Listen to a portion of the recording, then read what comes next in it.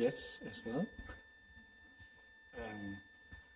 Hello and good evening. My name is Markus Huber. I'm the director of the Goethe-Institut, and I would like to welcome you today to actually the second event of the series Inquiries into the Future. I'm very happy that this event is happening physically, while the first event was an online event, and that you did find your ways here into the Institute. Before Andras and Inga will introduce more in-depth the program series and also our today's guest, which I also like to welcome, I just shortly would like to introduce both curators and let's say the methodology behind it, because it's a curatorial tandem. Inga and Andras curated this program together, kind of a bipolar perspective on the questions that we are trying to tackle with inquiries into the future and why we are inquiring the future. There are obviously reasons for that. Inga is a freelance curator and cultural producer who is living in Berlin. She was for several years curating the exhibitions of the Transmediale and was after that also responsible for the web residence program of the Schloss Solitude in Stuttgart, in the south of Germany, and in the meantime is curating the exhibition program and I suppose also kind of part of the discursive program of the European Media Arts Festival in Osnabrück in Germany. Now I have to switch papers to introduce someone whom I might not need to introduce to you because you know him maybe. Andras, you're a visual artist, digital storyteller, you live in Bratislava and are teaching at the Academy of Fine Arts. You wrote, I found it a very curious information actually, under a dissertation on the usefulness and reality of fiction, which might be a very helpful tool also to think about inquiries into the future and what is the fiction and what is the reality about it. And another fact of curiosity, which I like very much, is actually that you thinking and working also on the relationships of different relations between technology and human beings, and one of it is also related to the categorization or recategorization of the planet Pluto, or nowadays the subplanet, which is really fun. With that, I'd like to hand over both of you, or to one of you and then the other one, and I wish you all a pleasant conversation tonight. So thank you very much. If you don't mind, I will just say a few words about how we conceived of this project, or what's the background. So what we really wanted to do with Inga is to think about all the challenges that are coming at us, and we realized that there are multiple layers of problems that we're facing, and that on one hand there is a planetary crisis, the climate change and our non-action. At the same time, there is some systemic problems which are happening mostly between people, but of course it has an effect on the climate and on our interactions, and there is like a very low level or a low layer of problems which are the interpersonal and our connections to other beings, mostly human but also non-human, and how this layer of psychology or mental health really affects us. So we kind of define these three layers, and we imagined that we could kind of zoom in from the planetary and the system to the personal, but suddenly we kind of had a big cross-section or a big cut in this plan, and that was the war, which felt so sudden and hard to have this objective zooming. So we actually turned the topics around, and we realized that we really need to start about our relationship to ourselves and to each other, and what it means to even be a human being with some kind of integrity. Peter is a photographer, maybe formerly, but currently mostly a mostly part of the collective artistic practice of the group Apart, and also Apart Publishing, and co-published a lot of the books that Apart is published. He, I think, also is or was part of a Czech, which I don't remember the name right now, but they also won an award. So Apart won the Slovak Art Award, and also the Czech group that Peter was part of was nominated for the Jindřich Chalupecký Award. So there are multiple these accolades, but I think Peter would probably also say that the more interesting thing is the publishing and the art, the gallery Promise of Knoropi, which Apart group is doing, and I think this is what maybe you can say the name of the group, so I am not Apart Collective, but the Czech group.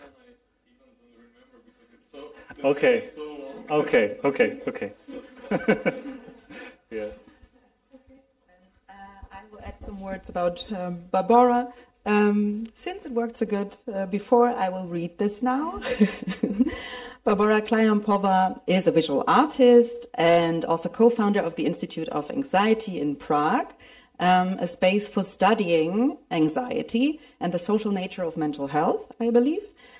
She works with performative situations, which are often mediated through video and installation. And through her practice, Barbara explores the question of what constitutes society, what its illnesses and emotions are, and what its future holds in relation to institutions, work, the economy, and the political situation through the means of association and metaphor. Her work was shown internationally at a wide range of institutions and exhibitions, for example, at Savi Contemporary in Berlin, Art in General, the Triennial of Contemporary Art U3, the Gwangju Biennale, New Museum, Astrup Family Museum, Jakarta Biennial, amongst others. And with that, I give the floor to you.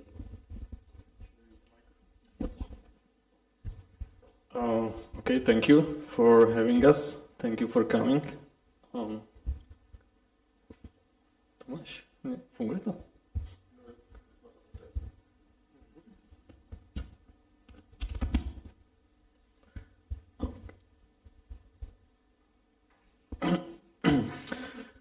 So,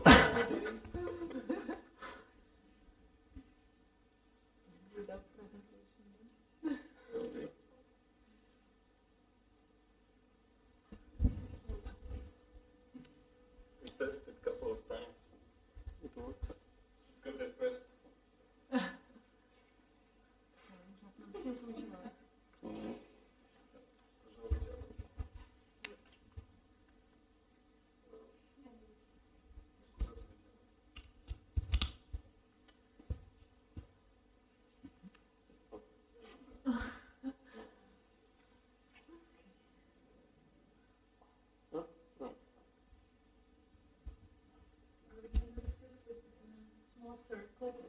Yeah, maybe without a presentation. You know, it's not so many of us here. Because actually I don't want to show my works, actually. I just wanted to show some thoughts from my ongoing dissertation I'm working on. I'm now a PhD student at Academy of Fine Arts with the topic Art in Times of Anxieties and Depressions. And maybe I will say also how it's connected to my practice with the collective, and why, for me, working with the collective is a political thing. In my PhD, I'm going through like history of art, through some artworks which dealing with mental health, depression, anxiety, and I'm looking for connection, how these artworks are connected to the conditions of the time where they were made. From Edvard Munch, through dire melancholia to contemporary artists such as Kader Attia and so on. Can you turn around the computer a little bit so that we can see? Sure. At least you will see some content.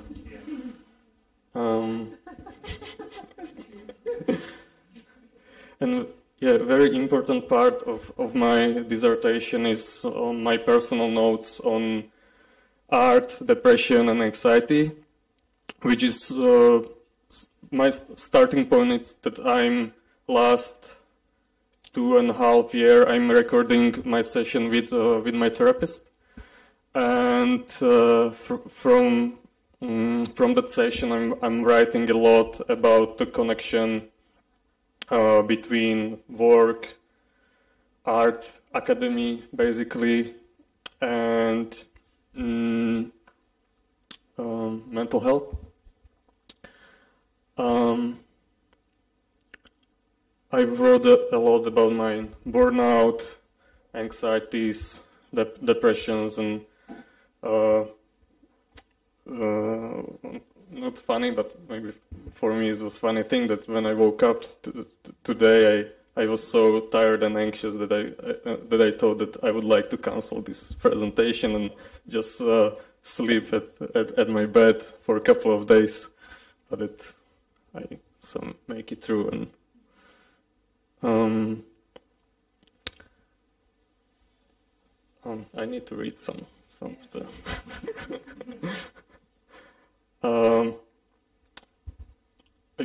What was one of my inspiration was definitely Mark Fisher and his book Capitalist Realism, and I'm more interested how he explaining mental health issues on a case of United Kingdom, how it's connected to society we are living in.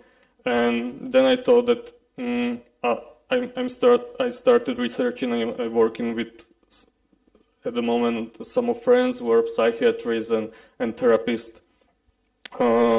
I'm like looking on conditions which are more specific for Slovakia, Czech Republic, or Central Europe, which is so much different than Mark Fisher describes in Capitalist Realism from United Kingdom. And when he talks about the Prozac society, for example, we never had there here, but we have a different context. And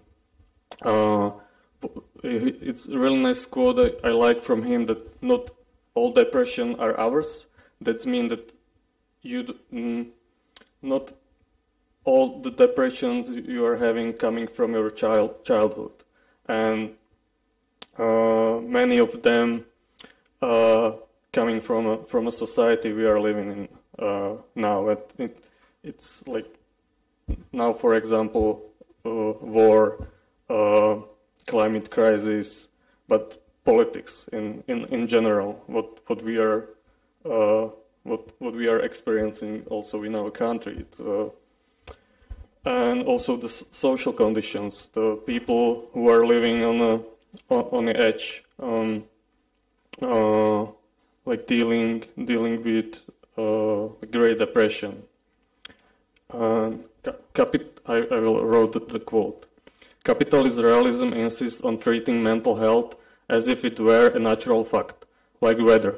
But then again, weather is no longer a natural fact, so much as a political economic effect. In the 60s and 70s, radical theory and politics, Lane, Foucault, Deleuze, and Guattari, coalesced around extreme mental conditions such as schizophrenia, arguing, for instance, that madness was not a natural, but a political category. But what is needed now is politicization of much more common disorders. Indeed, it is their very commonness which is the issue. In Britain, Depression is now the condition that is most treated by the NAC. In this book, Selfish Capitalists, Oliver James had convincingly posited a correlation between rising rates of mental distress and the neoliberal mode of capitalism practiced in countries like Britain, US, and Australia.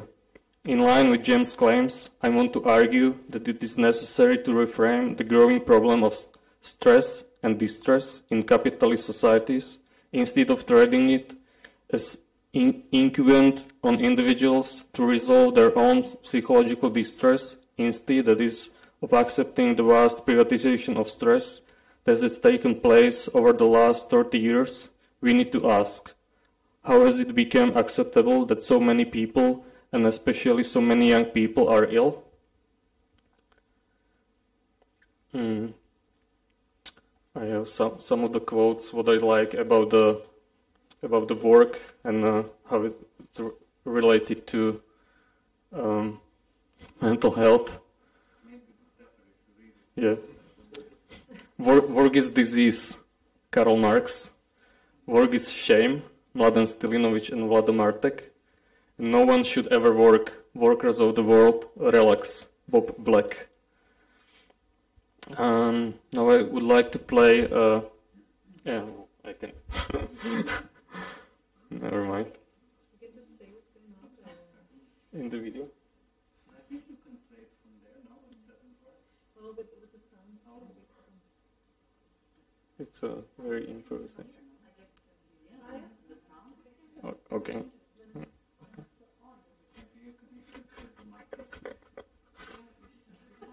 So a lot of what I would call work in my job, the things I don't like doing, is simple simulation of productivity, bureaucratic simulation created by kind of managerialists who, whose job, the kind of parasites of institutions, the real parasites, not immigrants, not people claiming unemployment benefit, the real parasites of our society, the very high earners who propagate all this stuff to keep us in a state of panicked anxiety, and radical competitive individualism, such that we can't act together and gain a collective agency. And so the big lie that has been sold to us by neoliberalism is that if you withdraw security from people, you draw a kind of social security, then suddenly there'll be creative, this wellspring of creativity will just emerge.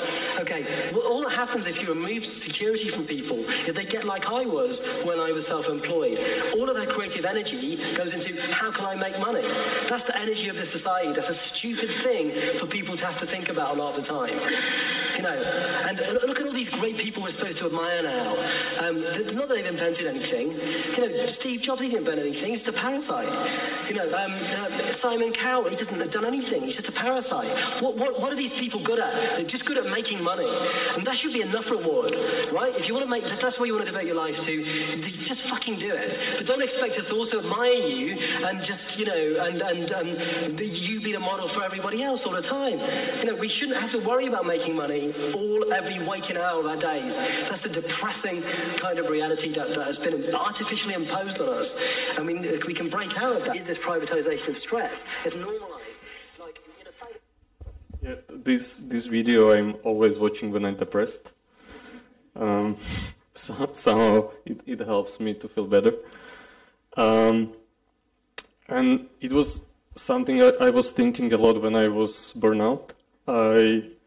I couldn't, it was 2 years ago, I couldn't work for 6 months, and I was thinking about the condition a lot that I was able to allow not working for 6 months, because at the time I was employed, so I could afford to have a social security, but it's basically the social security is just for your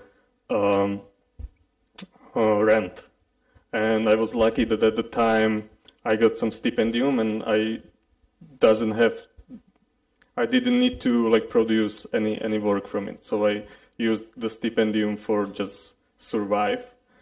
But otherwise I couldn't afford to just 6 months doing nothing, and that's the condition that so many people are facing, that they're exhausted and basically burn out, but they can afford to just lie down for 6 months and do nothing.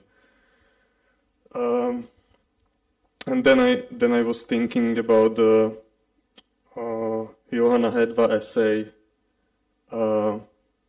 forgot the title, Sick Woman Theory, and she's saying that when you are sick and lying in bed, you are not able to throw a brick through the window of a bank, something like that. And I was thinking that if like many people, many of us would accept that our incapacity of work and we would like just lay down, maybe actually that's the way how to change the system, because we are like keeping the system alive, and there is a really huge number of people who are burned out and are going to work because they need to feed kids or taking care of someone else and need to pay rent, otherwise would become homeless. I was thinking that it's kind of radical, but maybe that's the way how to change the system we are living in, to become sick actually. And when like 50% of people wouldn't be able to do their work, so then something needs to be changed, because otherwise everything will collapse. I don't know.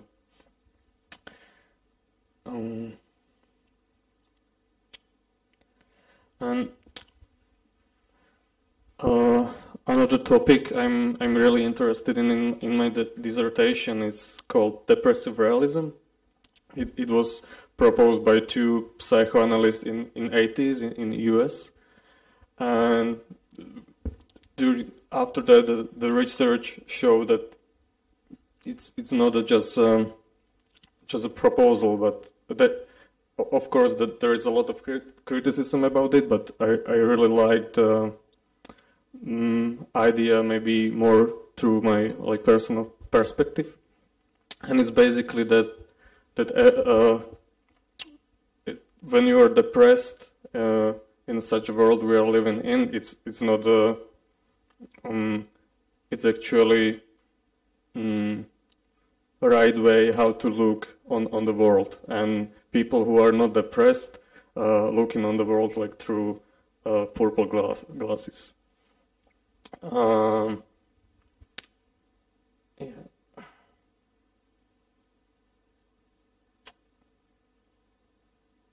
Yeah, I wanted to screen maybe some another practices of another artists who like dealing with the mental health, depression, and anxieties.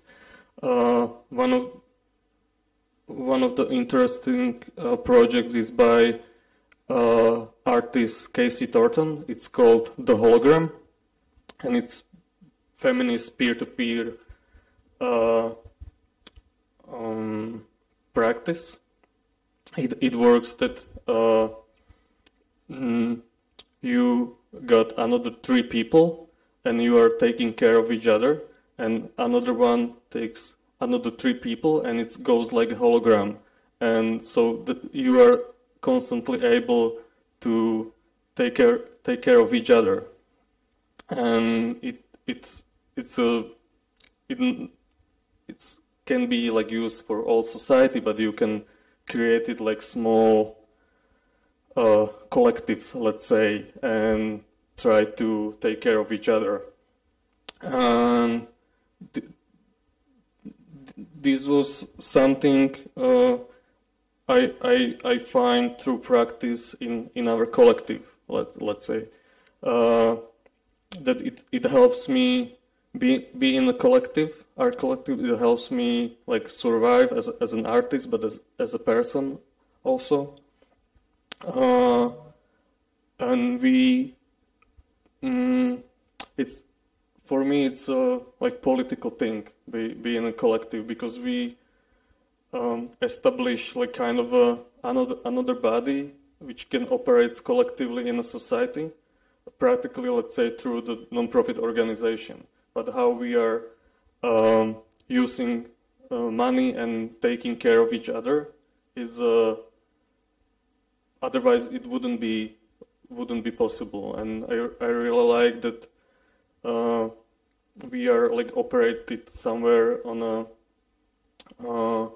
with great economies which are not illegal, but they're on the edge on something, and you can through the like platform of art you can somehow hacking the system. And this is something what I like the most on art, how this hologram is also one of the practices you can find how to deal with the problems of our society, maybe.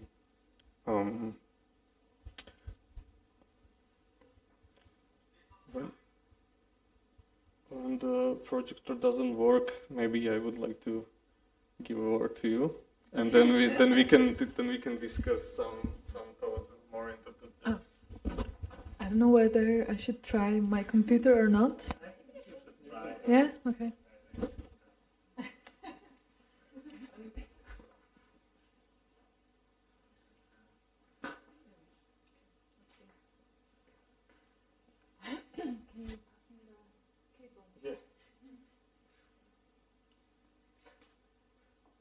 Let's see.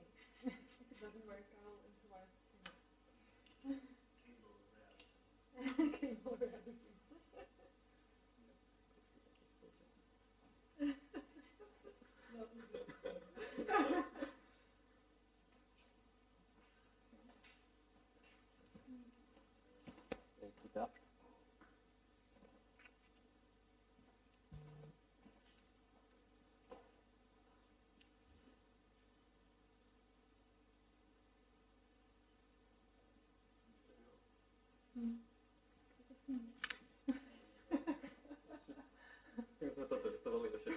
Yeah, we tested it, but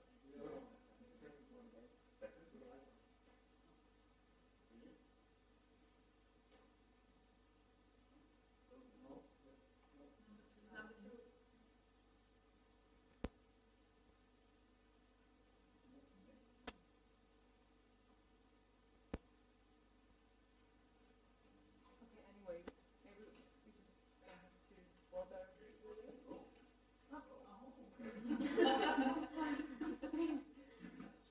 From here it's working, from you. What? My side is working. Okay. I don't know. So, anyways.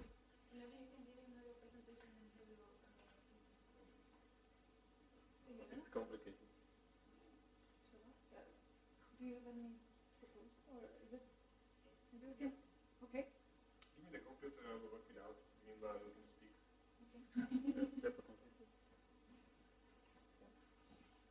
So, our practice with it overlaps in so many levels. So, okay, sorry. So I wanted to say that our practice really overlaps on many levels, and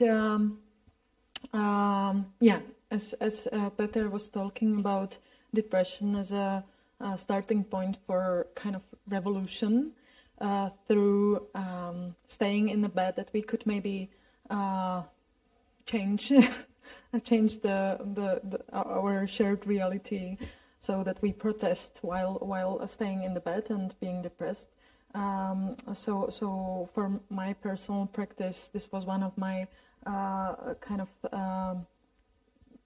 beginning like position for thinking about like the sleep, and how the sleep is occupied by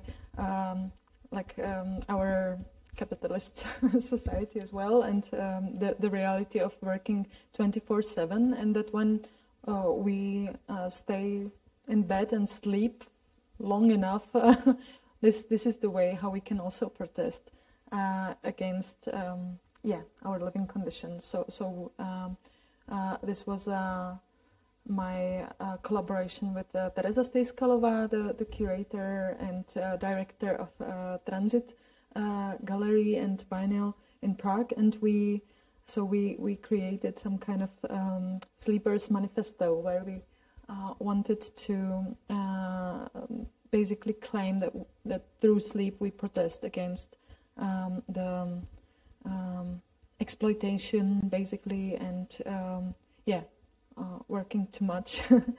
And this is the only way how to basically have, some free time, really.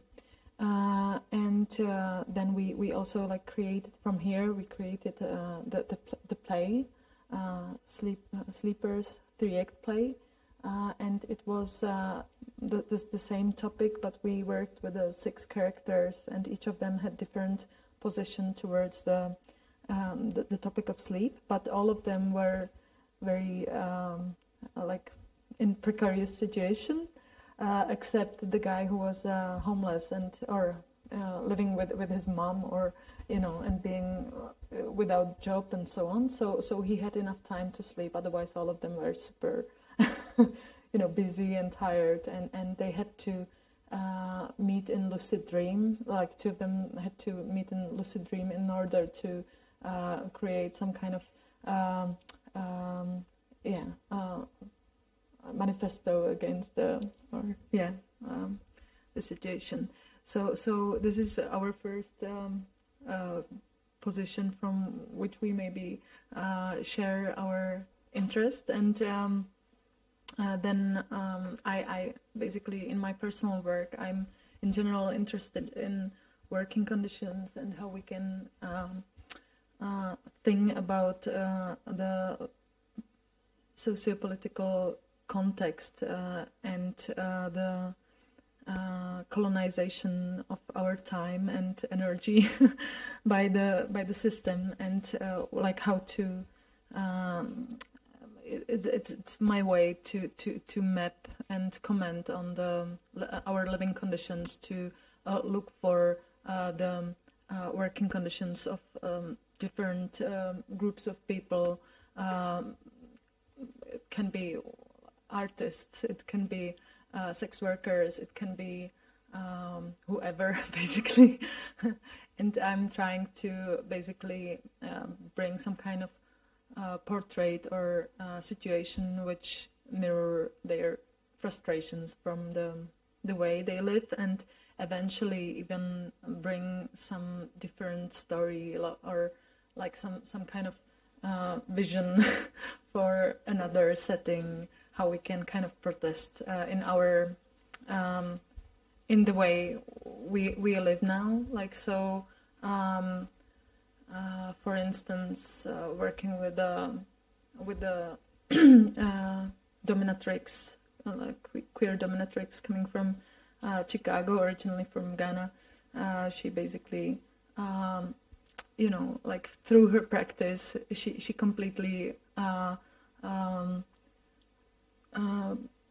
It was very radical work, and she started to work with white cis guys, submissives, and she read the radical black theory with them and analyzed their power position, meanwhile doing the sex work as well. So this is kind of a very inspiring way how to survive and still stay radical.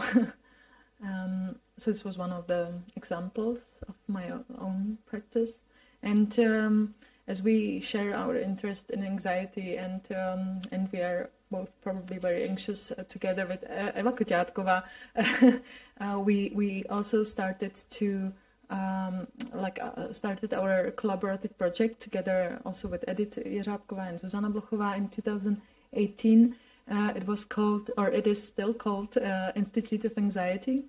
And actually, I should probably admit that it started with a very generous support of Goethe-Institut.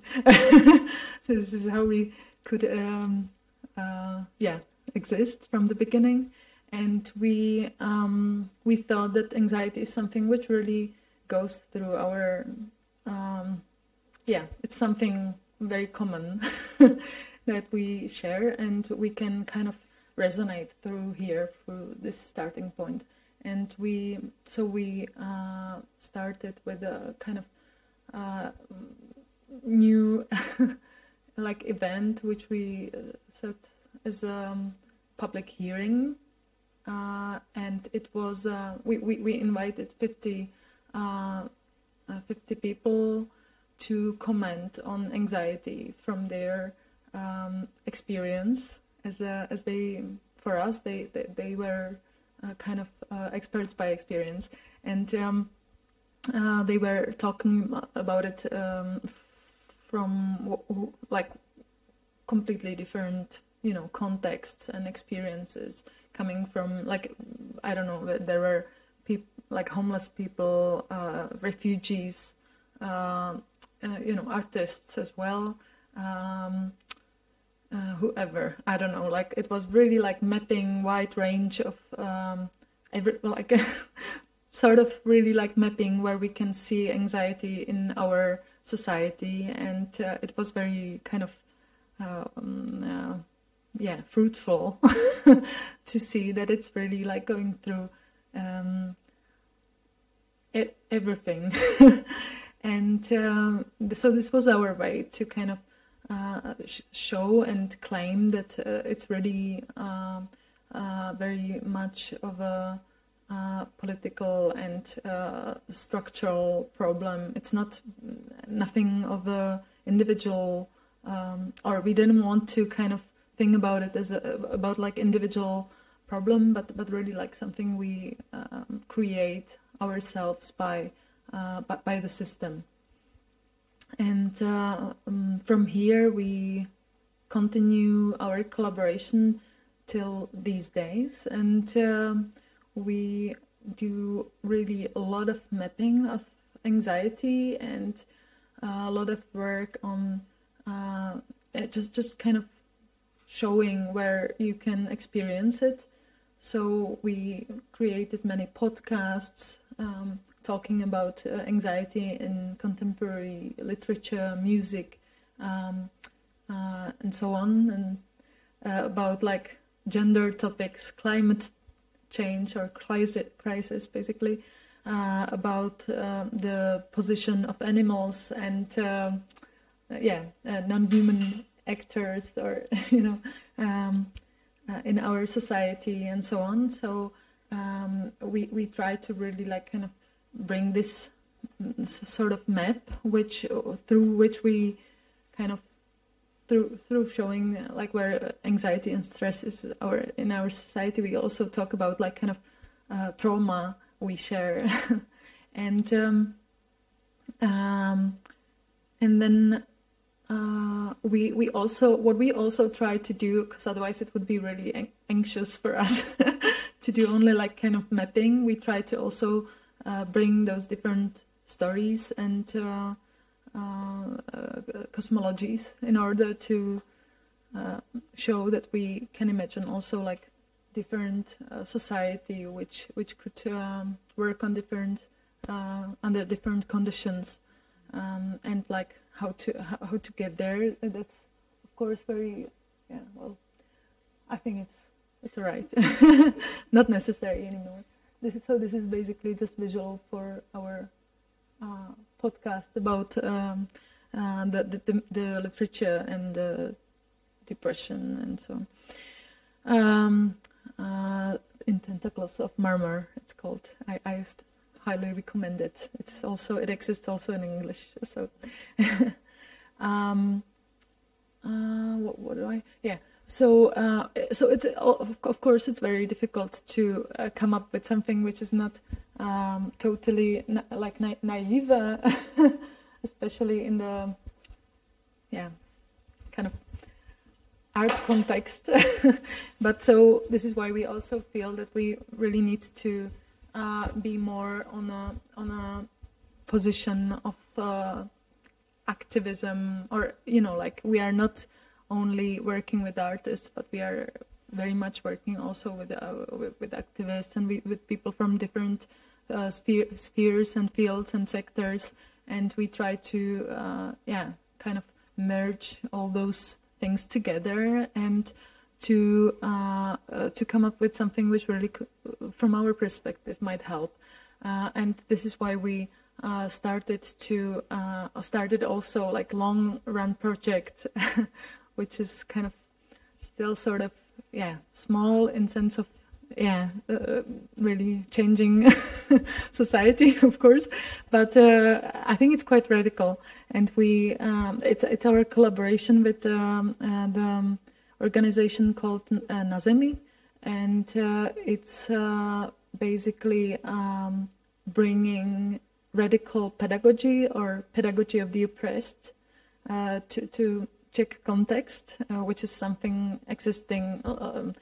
Paulo Freire, the theoretician, brought it up in '60s in South America, and he started to work with people living in favelas, and he kind of managed to bring kind of analysis or to discuss some their position in a society and what's their possibilities to kind of create some change or so on. And from here he started to educate them, and kind of it was very radical even then. And what we tried to do is to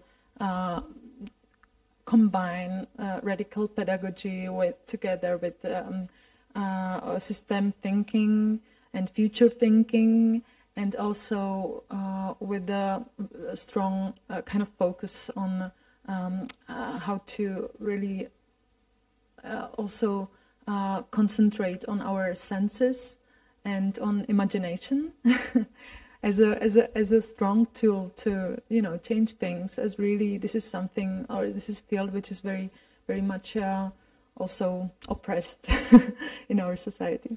So we are trying to combine all those things, and we kind of develop a new methodology for teaching kids on a second grade on the schools, and from 11 to 15 or so on. And we focus on different topics as kind of those, big topics like gender and climate crisis and inequalities in general, and labor and so on. And we try to really analyze those topics from very critical structural perspective, and show also like possibilities. What can we do in order to change the situation? So this is like a huge project we are working on for already a third year, and we would like to continue. And also we believe it would be really important to start working also with the kids in the kindergarten, and also with teachers on universities, because they sometimes really or very often don't understand also the necessity of analyzing their power position, and somehow it's very often, as we know and experience from art academies and art context, it's very distorted and weird, dynamic. So hopefully in future we might kind of expand also to these fields. But what else? There's many things to talk about, but this is basically our overlap, and I'll see if I have some. And I'm also meanwhile I'm also like doing this doctoral research on affective mapping of National Gallery in Prague. So I'm trying to analyze like where can I see like different affects, and how employees and how visitors, and how basically like those different actors or characters in the National Gallery, how they feel, and what's part or what it influences their situation. Also, like how the art works, kind of like what's their active position, or how they affect the situation, how people feel there, and so on. So it's basically completely another thing, but it's also strongly influenced by our research, which we created with together with Eva Koťátkova in National Institute of Mental Health in our first year of existence with the Institute of Anxiety, where we basically analyzed through interviews the situation of employees of National Institute of Mental Health and how they feel and how they how are they are also anxious and depressed and so on, and what does it mean actually? Because it's interesting to see this from kind of different side, you know, when those kind of therapists and professionals, when you realize they are completely frustrated also because of the institutions and so on. So it was also this kind of we tried to bring this analytical, basically kind of mirroring situation, so that you can see that it's complex. The problems are complex. It's not the individual thing or case. So yeah, it's just for the beginning. Yeah. So this didn't work really. Technology.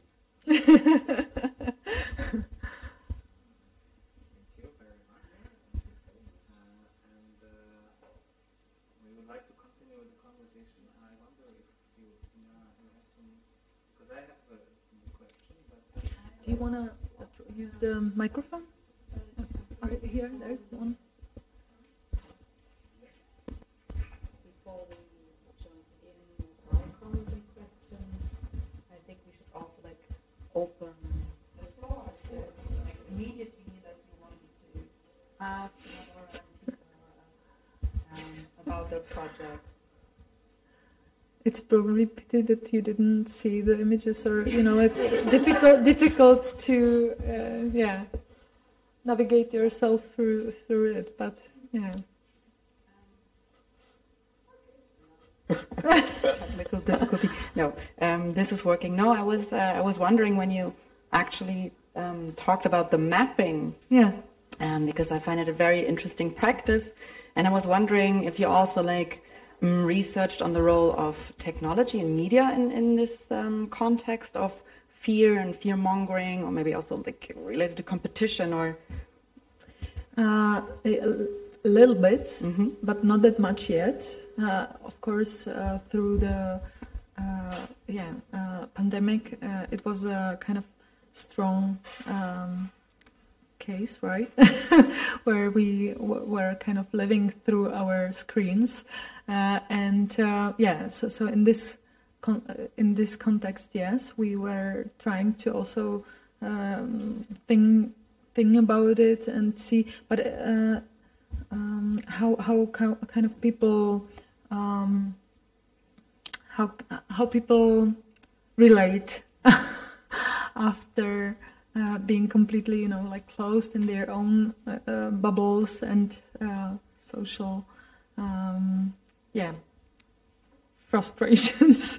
But we found several interesting kind of positive aspects of it with the teachers.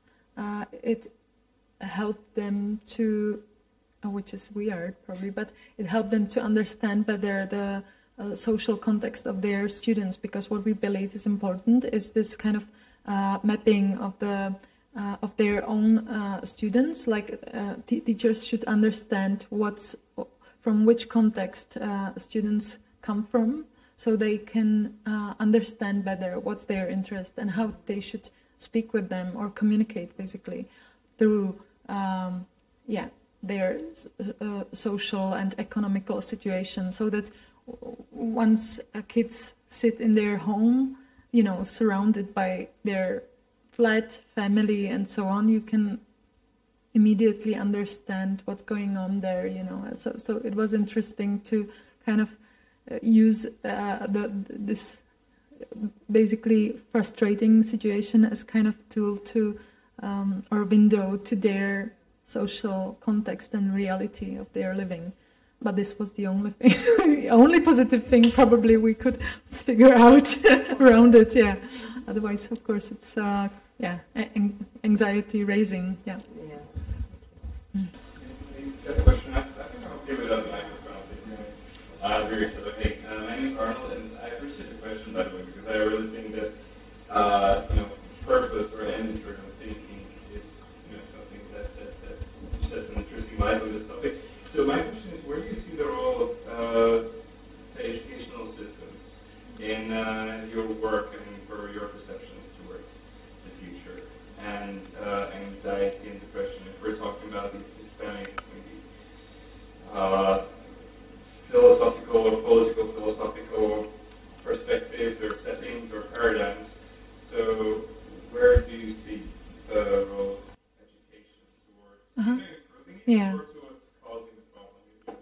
No, definitely not. I mean, like in future, like where I see the role of the education is to basically shift our perspective on relating to each other's, So I think it's so the role should be to basically show or bring this perspective in which we can see the structural problems we are causing and facing, and the need of the change, and the will to change.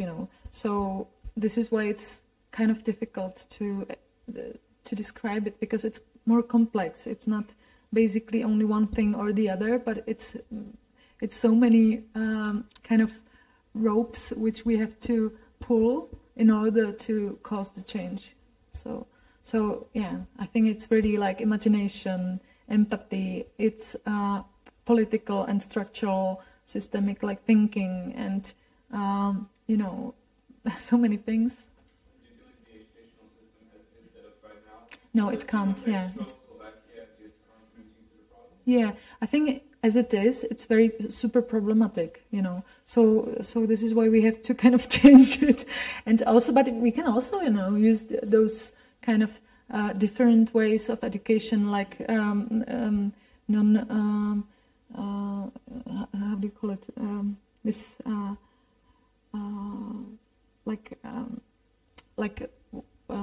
if you are, in Scout, for instance, or so.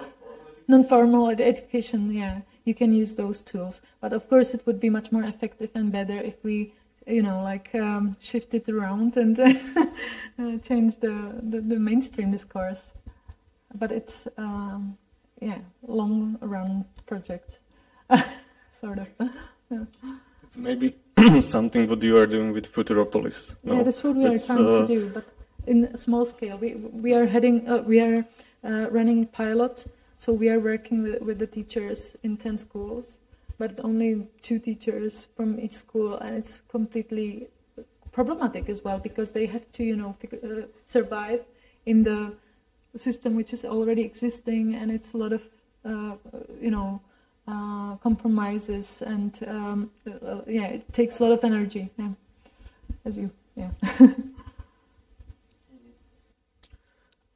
I think like many things like Futuropolis, Institute of Anxiety, or it could be also Apart Collective. We started Apart Collective because we saw, or we felt that there is a lack of things that are not here, and we just established this non-profit organization to be able to establish these things which are missing for us. And I think this is the role of the NGOs, and we are doing a lot of things which state should do, but it's not able to do it. And when we are talking about the change or we are trying to imagine a change, we are usually trying to imagine, as you said, the end game, or how the whole country or world or the system is changed. But what I believe what is really important, for example, the artworks I didn't show, or art practices, that they are creating like small groups. It could be like Institute of Anxiety Patrol Police or other practices which fits like small group of people. It could be like 30, it could be 50, 100, and it's more sustainable, I would say. And you can like you can on these, not on these groups, but within these groups practicing this, let's say, utopia, or how you can operate differently in the system when the system is not so easy to change. Well, that's an interesting question, whether you can really like operate easier, or as it's really difficult once you're trying to survive in current economic setup or so on. It's actually quite difficult to, as you can see on also like Documenta and other places where there's many collectives doing their job and so on, but it's very often kind of, I don't know, like problematic as it's self-exploitation often, as really we have to kind of, we really want to do something, but there's not much of resources for it, so it's basically kind of difficult. I don't know if you understand what I mean. It's yeah. Sometimes because I've been to Documenta now, and I saw their like wonderful project by Tuan Mami, this Vietnamese artist who created a garden for Vietnamese community, German Vietnamese community, and it's such a beautiful project. But he shared with us that he used all the budget for basically the soil. That's it, and he, like that's it. So he created this amazing environment, but he had to really he really depended on this economy of gift, by and help of the Vietnamese community itself. So they basically managed to build and develop this wonderful place together, but it was basically, not ideal. Setting to put it. Maybe the problem is that you rely on the state. Yeah. Things like the state infrastructure is so hard to Yeah. change. And if your idea with the sleeping was that Yeah. hit the system or Yeah. the state infrastructure. So if everybody would just resign on the cover of the state, and stop relying that the state Yeah. would cover all these areas and just start doing it by themselves. Yeah. Building communities of people. No, it's Maybe I know it's utopia. That's it. It's utopic, but No. I mean, maybe the problem is that people don't feel empowered enough Mm. themselves to organize these like communities and help themselves. And they in their mind they always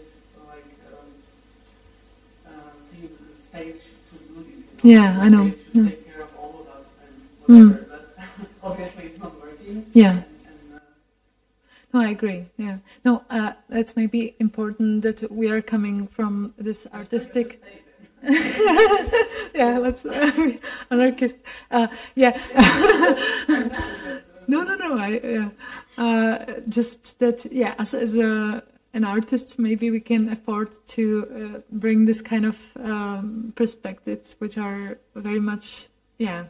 You have to really use your imagination hard in order to feel that this makes sense, and But it's I agree. Yeah, it's probably. sometimes I just think that, for example, someone told me, I don't know who it was, that in these countries where the state doesn't work like it should, Indonesia. Asia countries or India or whatever, in these slums, Yeah, people, that's for true. example, have to the parents of 4 children, like put a very little money, each of them, to pay for a teacher, for example, in these slums, and they somehow substitute the state education, and it's working, and everyone is like, satisfied, and it's even better. And that people just, because they can't rely on the state to do these functions, and somehow it's working, Yeah, it creates those different economies and so on. In these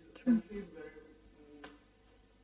it's very powerful, the structures of the state, we are not able to release of this type of like mental slavery somehow, and like just do things. And I don't know. I know it's difficult, and Yeah, what we are trying to do is to still think through this strong state position and kind of penetrate it and shift it anyways. So that with the education, for instance, it might be, like it's kind of maybe more imaginable than basically the revolt of everyone, in as a one collective, basically, with the agreement of that this isn't needed because it's, of course, complicated. But yeah, I agree with you. As you said, it's a really hard question how to make these things more sustainable. Yeah.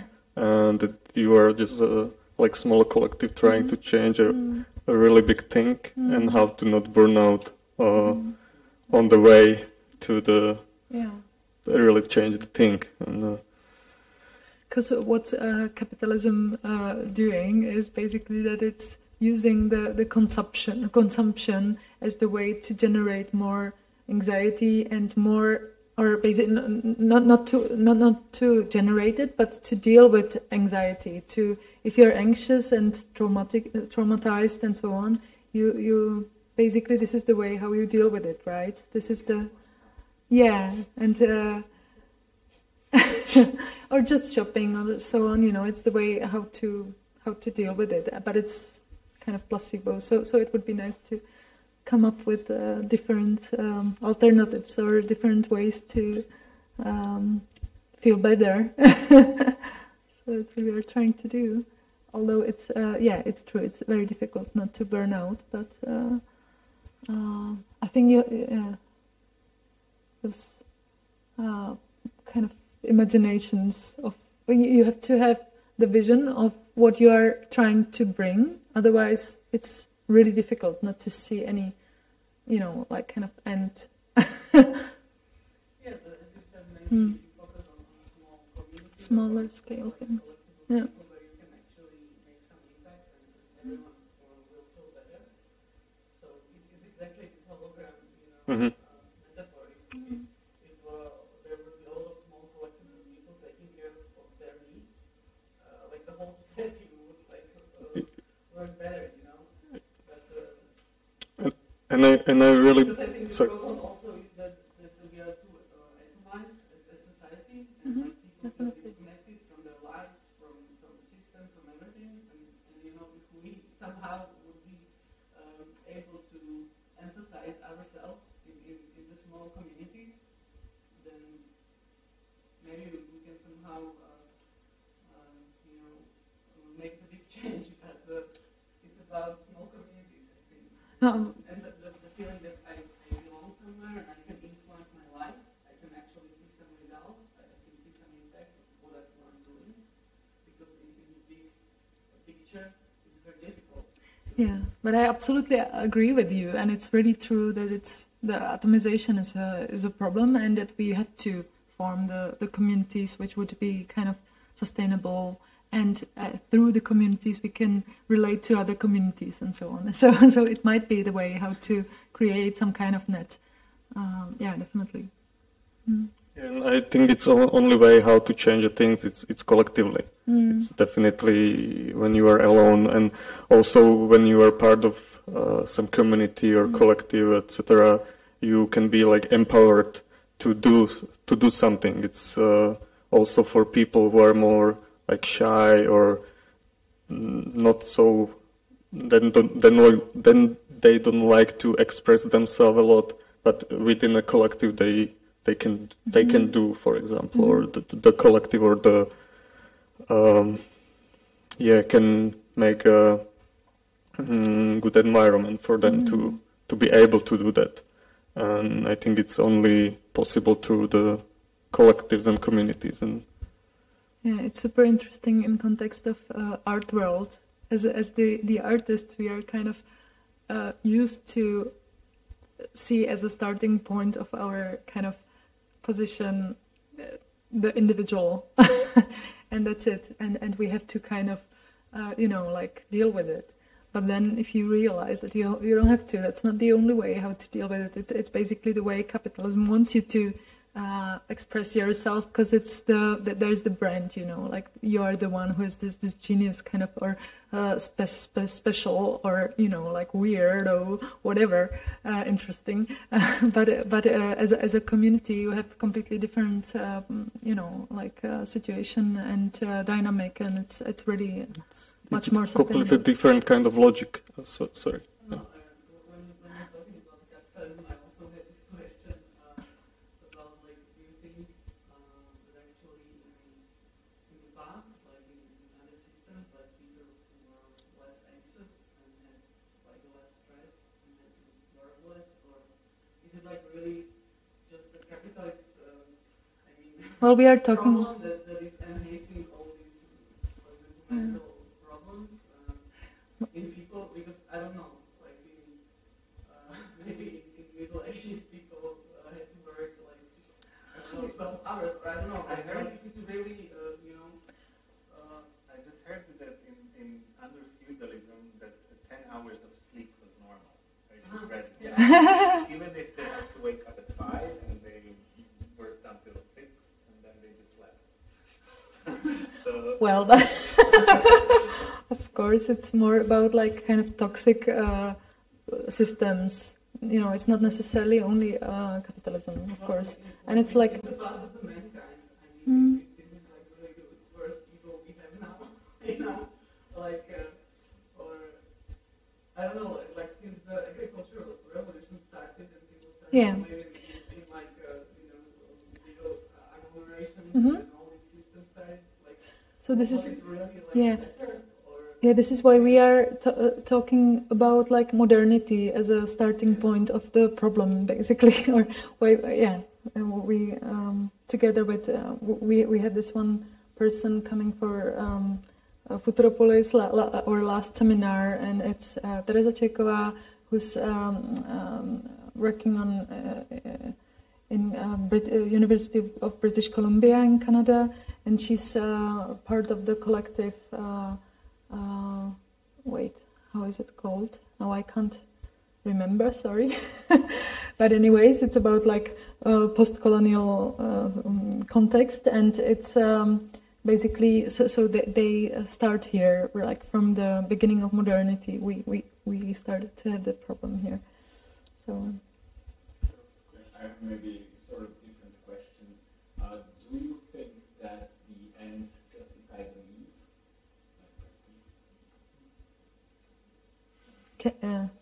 Can you elaborate on it, maybe?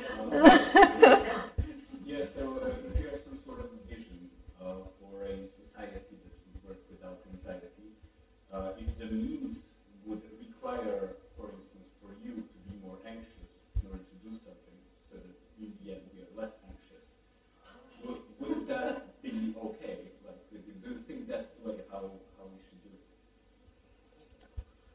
to be more anxious for a little time to achieve less anxious for a longer time. Yeah. I don't know if I'm not a little bit lost, but maybe it's too philosophical for it. I'm just trying to imagine. I'm just trying to imagine how to be able to be more anxious. I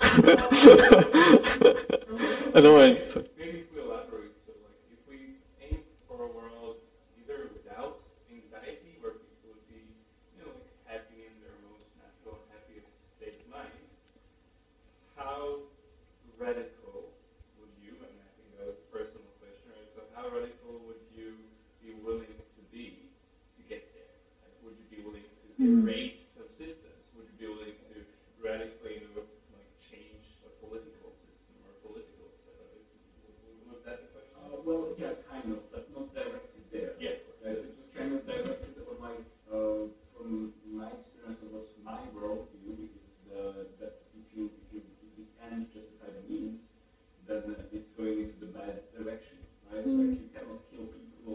Yeah. So it's question whether revolution or transformation, right? I mean, kind of. Mhm. Yeah, transformation. From my perspective, yeah, as you are saying that otherwise it's heading usually like to. If I made them like follow up, maybe, or I'm sorry. No, I agree with the transformation and what you said, that when the end justified the means, it became maybe the worst that it was before. Usually it happens. Yeah. So now maybe a follow-up question on the sleeper project, right? That's mine. Yeah. You're Yeah, you're just like looking at. So I would. Do you think that it would not make people more anxious? If they sleep more. Yeah, I mean, if they kind of stop contributing to society, earning money, being able to afford things.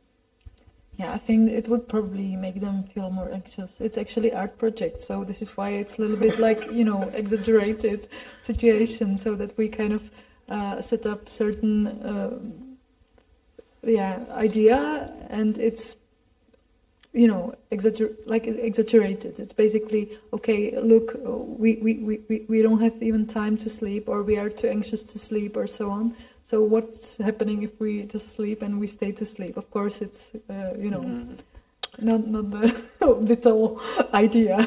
I think not this way. Like, of course we have to participate and we have to find different ways, or so that we can sleep more and feel better. But not only to sleep and sleep through ages. But the idea about not working at all doesn't mean that people will stop working. It means just they move their interests somewhere else. That they don't need to go like every day to the work and earn money, but people basically they starting to be more creative, and the contribution to the society will be even much more bigger, because everyone is creative, everyone is basically artists if they have time and.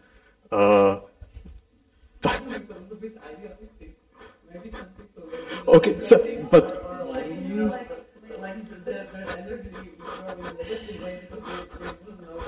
No, but that's the thing, that we are not used to find out, or not. We are not used to know, like, what do we want to do, or like, we don't have this capacity to have this creative mode of thinking. But it's true that once if we kind of start here, that we are kids and we have time to basically just play, and you stay there in this mode. It's basically the idea of universal basic income, right? So it's once you have more energy and time, you basically probably would become more interesting person, or more interested person, in general. Yeah, of course, it's not going to happen like this.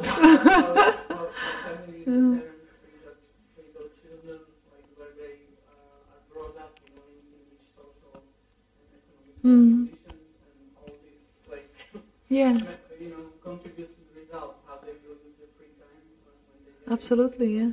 So it's a very long-term, difficult process again. So we should start right now, as it's long-term. There is a book where it happens. There is this science fiction by Ursula Le Guin. Yeah. There's this process. Yeah, true. Where there is a revolution, not a transformation, but some of the people break, and fortunately they have a moon, so the capitalists put all the revolutionaries on the moon, and then they start a completely new society, and then the whole book is happening in the future, and the moon people have their own super democratic, very weird kind of, I think it's ruled by an AI, and everyone can do whatever they want, and there's no punishment, but everybody's very poor, but very well educated. And then there's this other country where people are super wealthy and have a lot of technologies, and most of them are war machines. And the whole story is about two people meeting in the end. But Yeah. That's But the thing is that like none of them are completely happy in the book. So I yeah. That's why we need transformation. Okay. Not just to, like... Yeah.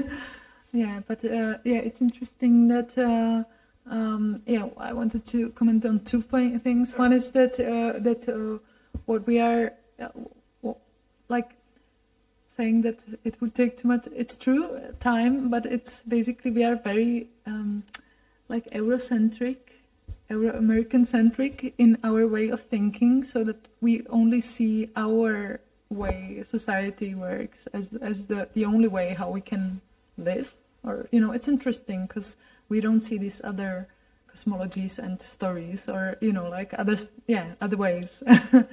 And it would be really important and interesting to look around as well. So that we can see other examples of how we can relate to each other and live. And one more thing was that, what was it? I don't remember. You can continue. I mean, also the perception of time. That people are in different... Absolutely, yeah. Sorry.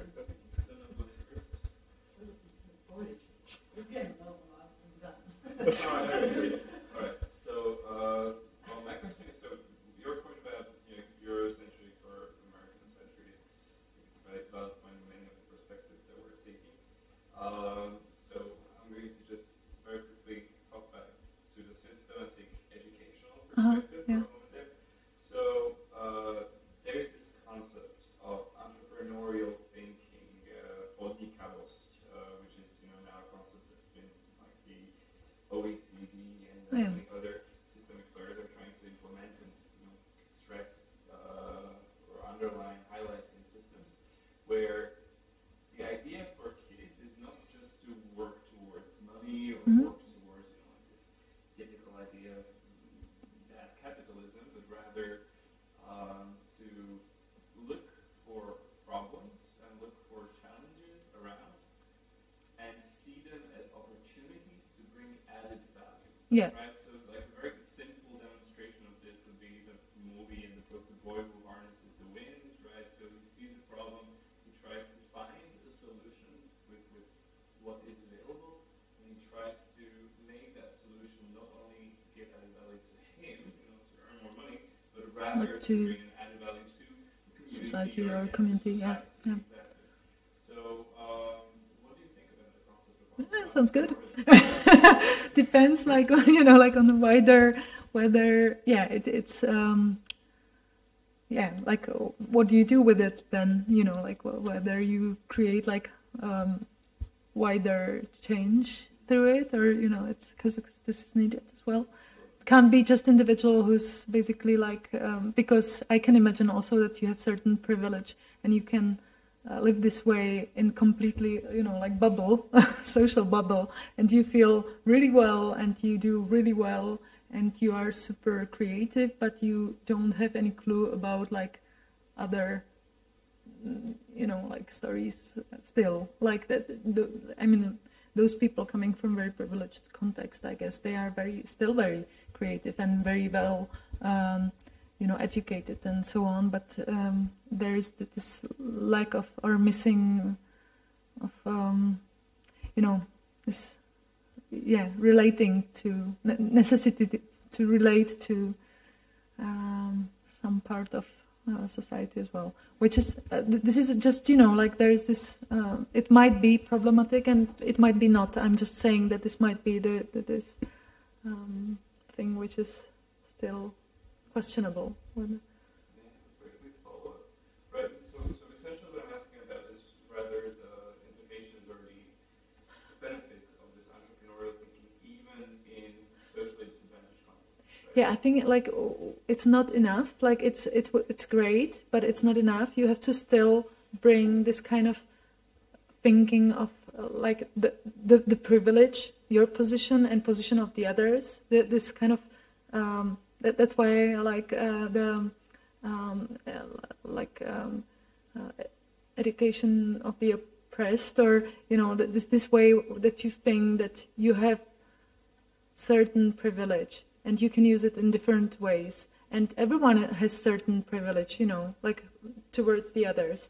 But you have to acknowledge this position, and you have to deal with it. And it's important to always see this wider system, and the position of the oppressed ones, more oppressed ones than you are, probably, because we are all in certain ways oppressed. I'm definitely also oppressed in patriarchal society, even though I'm very, you know, privileged in other ways.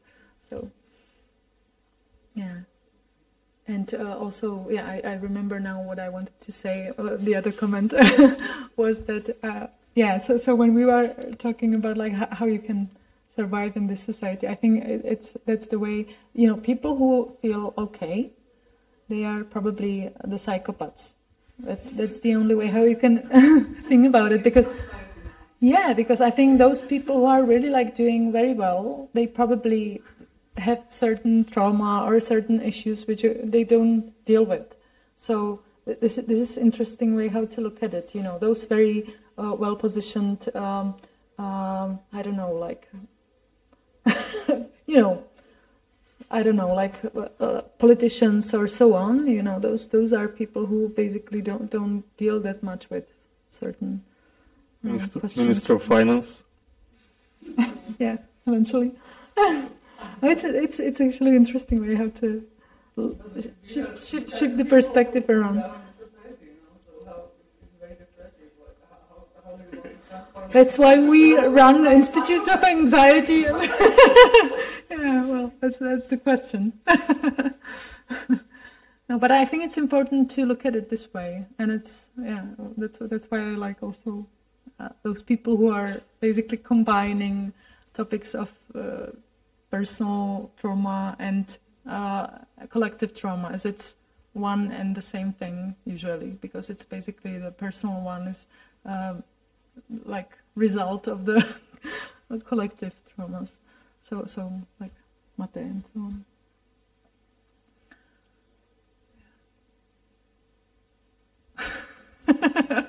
Any other comments? I have my privileged position of moderator, which I have a shameless plug, because it's one of my recent researches, but I just want to add a little bit to this entrepreneurial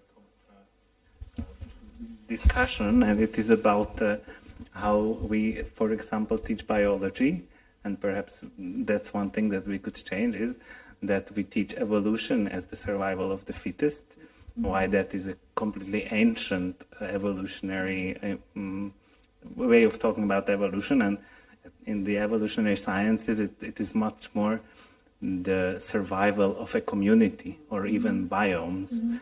And if we kind of taught that at schools as an example, but probably there are more examples in other subjects, but that's one way how we are making probably the kids learn about how the world functions. And I feel it's almost like an ideologic interpretation of nature, which needs to be somehow overcome.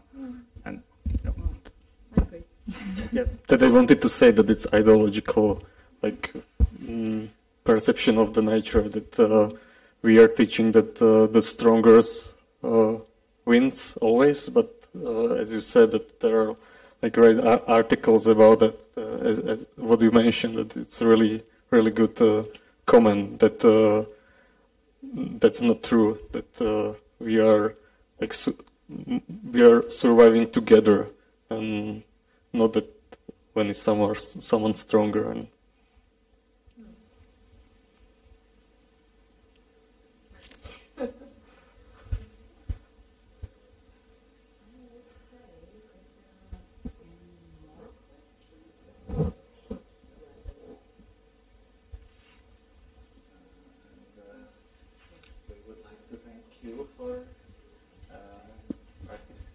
being here, asking questions and not asking questions, listening patiently.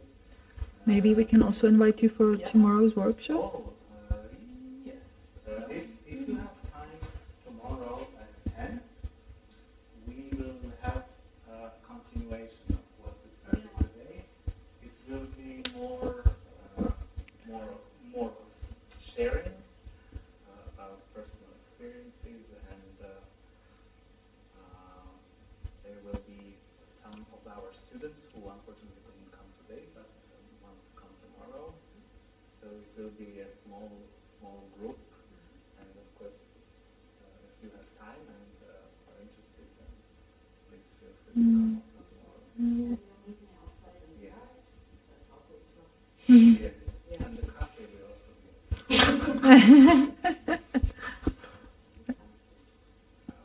Thanks for very interesting Thank you for questions. questions. Yeah. Thank you.